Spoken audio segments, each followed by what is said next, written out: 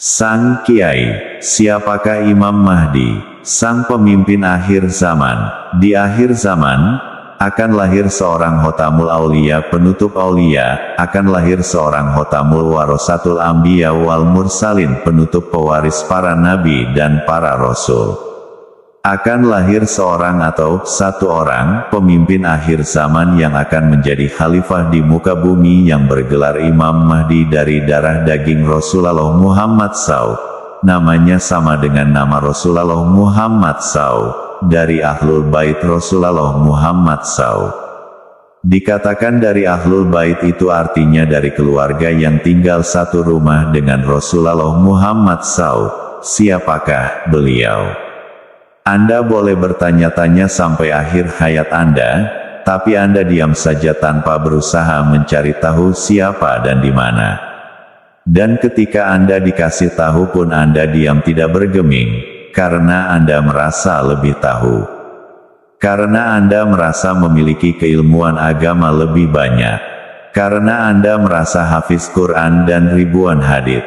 Karena Anda merasa telah ngaji belasan hingga puluhan kitab. Tapi Anda tetap buta tidak tahu siapa beliau yang akan menjadi pemimpin akhir zaman. Padahal dalam angan-angan Anda mengaku sebagai pengikut Imam Mahdi, dan dimanapun Anda berada selalu berteriak akan berjuang bersama Imam Mahdi untuk melawan Dajjal dan para pengikutnya. Tapi Anda tetap kebingungan siapa dan di mana beliau, Imam Mahdi. Jika ingin menjadi pengikut seseorang atau pengikut siapapun, tentunya harus ada syarat dan ketentuannya. Nah, syarat dan ketentuan itulah yang harus dipenuhi agar dapat menjadi pengikutnya. Dan ketika Anda berkata kalau syarat dengan ketentuannya sangat berat. Mau jadi pasukan Hamas di Palestina saja harus hafiz Al-Quran 30 juz. Apalagi mau jadi pengikut Imam Mahdi yang akan melawan musuh yang keilmuannya sangat tinggi yang bernama Dajjal. Dan pengikut-pengikutnya orang-orang kafir, bangsa dukun, dan bangsa iblis, siluman, jin fasik yang tidak kelihatan dengan mata lahiriah yang jumlahnya bisa jutaan triliun lebih. Itulah lawan beliau, Imam Mahdi. Siapapun tidak akan ada yang dapat menolak ketetapan yang Allah Subhanahu wa Ta'ala tetapkan. Jika sekarang Anda masih tidak percaya dan menolak akan kehadiran beliau, Imam Mahdi, tetap saja di akhir cerita, pemimpin akhir zaman itu hanya satu, khalifah di muka bumi itu hanya satu. Jika Anda ingin selamat di dunia dan di akhirat, walaupun harus berjalan merangkak di atas salju, Anda wajib menemuinya untuk berbaiat kepadanya dan menjadi pengikutnya, beliau, Imam Mahdi. Imam Mahdi adalah penutup akhir zaman dan hadirnya adalah sebagai tanda kebenaran nubuahnya Nabi Muhammad Shallallahu Alaihi Wasallam. Mengingkari kehadiran Imam Mahdi termasuk kafir hukumnya, karena berarti tidak percaya dengan kenabian Muhammad Shallallahu Alaihi Wasallam. Tapi kehadiran Imam Mahdi disembunyikan Allah, karena untuk melindungi dari musuh-musuhnya. Sekalipun Imam Mahdi ada di depanmu, kau pun tak akan menyangka kalau itu Imam Mahdi. Karena Allah menutupinya dari dikenal oleh siapa saja. Sekalipun dia mengaku bahwa dirinya Imam Mahdi, orang tak akan percaya, karena Allah menjadikan orang tak percaya agar Imam Mahdi terpelihara dari pembunuhan sebelum dia dibayat di depan Ka'bah. Agar jiwanya terlindungi dari musuh-musuh yang mengincar nyawanya. Tak ada yang tahu Imam Mahdi, kecuali Allah, Rasulullah dan Imam Mahdi itu sendiri. Makanya siapa yang mencari Imam Mahdi tak akan menemukan keberadaan Imam Mahdi, hanya menemukan orang-orang yang banyak bicara tapi tak ada isinya. Imam Mahdi sendiri tidak boleh mengakui bahwa dirinya Imam Mahdi, karena Allah sedang menyembunyikannya. Kalau dia mengakui Imam Mahdi, lalu untuk apa Allah menyembunyikannya? Orang kebanyakan banyak yang menuduh si A adalah Imam Mahdi, si B Imam Mahdi, seakan Imam Mahdi itu menjadi imam berdasar tuduhan atau pengakuan. Imam Mahdi itu menjadi imam, berdasar pada pengangkatan Allah atas dirinya, sudah ditetapkan di zaman azali sebelum Allah menciptakan alam semesta raya ini. Imam Mahdi bukan diangkat atas dasar kesepakatan manusia atau banyaknya orang yang menuduh pada seseorang. Makanya tidak akan menemukan Imam Mahdi walau sudah berhadap-hadapan dengan Imam Mahdi. Tetap tidak tahu kalau itu Imam Mahdi. Yang tahu Imam Mahdi sudah jelas dirinya sendiri Imam Mahdi, tapi Imam Mahdi diam saja. Nanti setelah Imam Mahdi diketahui, banyak orang yang mengingkarinya sebab Imam Mahdi wujudnya tidak sebagaimana yang mereka bayangkan. Mungkin mereka membayangkan Imam Mahdi itu bertanduk atau punya sayap atau bertangan 1000 sehingga bisa menyelesaikan semua permasalahan zaman.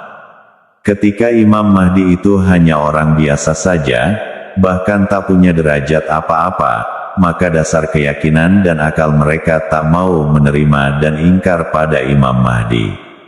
Padahal sebelumnya mereka teriak-teriak akan menjadi pengikut Imam Mahdi, dan akan siap perang di belakang Imam Mahdi, tapi ketika Imam Mahdi hadir, mereka menolaknya, dan paling keras menolaknya, karena Allah menutup mata, hati, telinga mereka, sehingga tidak bisa menerima kebenaran. Mereka lupa bahwa mereka manusia dan Tuhannya tetap Allah. Bukan mereka yang menentukan siapa yang harus menjadi Imam Mahdi, tetapi Allah lah yang menentukan siapa yang akan menjadi Imam Mahdi. Kalau Allah saja diingkari apalagi hanya Imam Mahdi. Saat ini kita semua telah hidup di periode terakhir dari akhir zaman. Tanda-tanda kehancuran seluruh aspek kehidupan sudah sangat jelas. Ceto welo-welo, mulai dari kehancuran akidah, sistem kepemimpinan, ekonomi, budaya, akhlak, dan lain-lain. Kehancuran di semua aspek itu merupakan keniscayaan tanda munculnya sang imam akhir zaman Imam Mahdi. Imam Mahdi akan menata, merefresh dan memenuhi seluruh bumi ini dengan kemakmuran dan keadilan dalam semua bidang kehidupan. Saat Imam Mahdi tampil memimpin, seluruh kekayaan isi bumi ini akan dikeluarkan isinya. Begitu pula rahmat dari langit akan diturunkan semua. Sehingga pada saat itu terwujud kejayaan akhir zaman yang gilang gemilang. Semua aspek kehidupan mencapai puncak kejayaannya. Saking jayanya, sampai-sampai pada zaman itu ada umpama orang bersedekah sekarung emas tidak ada orang yang mau menerima, karena semua orang saat itu kaya raya, gemah ripah loh jinawi. Masa itu sudah sangat dekat. Lihatlah huru-hara dan pertentangan saat ini, baik antar perorangan, kelompok, pemerintahan dan lain-lain. Ekonomi tampak gagah perkasa yang sesungguhnya rapuh karena sistem riba di seluruh sektor ekonomi. Laksana kayu digerogoti rayap tinggal menunggu momentum kehancuran. Nabi Shallallahu Alaihi Wasallam bersabda, sesungguhnya Allah membangkitkan bagi umat ini seorang mujadid yang akan memperbaharui, merefresh agamanya pada setiap awal 100 tahun. Al-Hakim, Al-Baihaqi, Ibnu Hajar, Abu Daud dan Al-Iraqi telah diutus kepada umat Islam sebanyak 13 orang mujadid. Mereka ini adalah pemimpin manusia yang berwatak nabi kecuali Khalifah Umar bin Abdul Aziz, yang sekaligus merangkap sebagai pemerintah. Tetapi di antara mereka ini, tidak seorang pun yang dapat kita katakan sebagai ketua mujadid. Dan tidak ada seorang pun yang melantik atau mengisi-tiharkan, mempopulerkan mana-mana antara mereka itu sebagai ketua mujadid. Oleh karena itu, ketua mujadid itu adalah seorang yang paling awal disebutnya tetapi paling akhir keluarnya, dan dilantik sebagai mujadid, seperti halnya penghulu para rasul adalah yang terawal disebutnya tetapi yang terakhir keluarnya di kalangan mereka. Ketua mujadid ini adalah seorang yang sangat istimewa, seperti juga halnya Nabi Muhammad Shallallahu Alaihi Wasallam adalah Rasul yang sangat istimewa, dibanding sekalian Rasul yang pernah diutus kepada umat manusia. Dan sangat benarlah bahwa Imam Mahdi itu adalah penghulu sekalian mujadid sekaligus juga merupakan penghulu sohibul zaman bagi umat ini. Mujadid itu juga sering disebut muhyiddin, atau yang menghidupkan agama. Banyak orang yang bergelar muhyiddin, misal Syekh Muhyiddin Abdul Qadir Jailani, Syekh Muhyiddin Muhammad Ibnu Arabi dan lain-lain. Tugas orang yang bergelar mujadid atau muhyiddin itu adalah merefresh agama yang mulai rusak, menservis akidah atau amaliyah yang mulai jauh dari asal atau aslinya. Makanya orang yang mempunyai gelar muhyiddin ini akan mengajarkan suatu ajaran yang seakan-akan baru, padahal itu ajaran lama, atau mengembalikan ajaran ke asal mula ajaran itu diajarkan. Karena mengembalikan ajaran itu ke asal mula, maka akan dilihat orang awam sebagai ajaran yang tidak sama dengan ajaran yang sebelumnya, karena ajaran sebelumnya terdapat perbedaan disebabkan perbedaan orang yang menerima. Maka ajaran itu mulai bertambah dan berkurang sesuai kadar penerimaan orang terhadap suatu amaliyah. Ketika ajaran itu diservis ke bentuk yang asli diajarkan Nabi, maka kelihatan ajaran itu secara lahiriah seperti ajaran yang berbeda.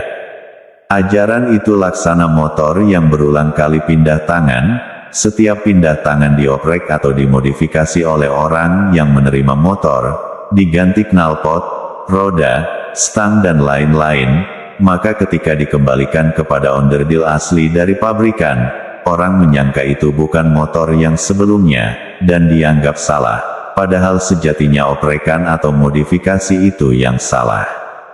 Menghadapi periode terakhir dari akhir zaman, sikap kita yang terbaik adalah 1. Hindari dan jauhi hiruk-pikuk dunia yang akan menyeret kita semakin jauh dari Allah meskipun dohirnya tampak agamis. 2. Lakukan usaha untuk menggembleng diri agar siap menghadapi akhir zaman dan jangan terbawa arus pertarungan hawa nafsu. 3. Bertalaki kepada pembimbing ruhani yang memiliki sanad keilmuan yang bersambung sampai kepada Rasulullah Shallallahu Alaihi Wasallam. 4. Perbagus amaliyah, ihsan, yakni pengamalan syariat dan hakikat secara terpadu dan kafah. Serta lakukan amaliyah taubat secara istiqomah. Insya Allah jika kita laksanakan itu maka akan selamat, kegelapan akan tersibak, cahaya gilang gemilang akan bersinar. Wallahu a'lam. Allahumma yassir wa a'in.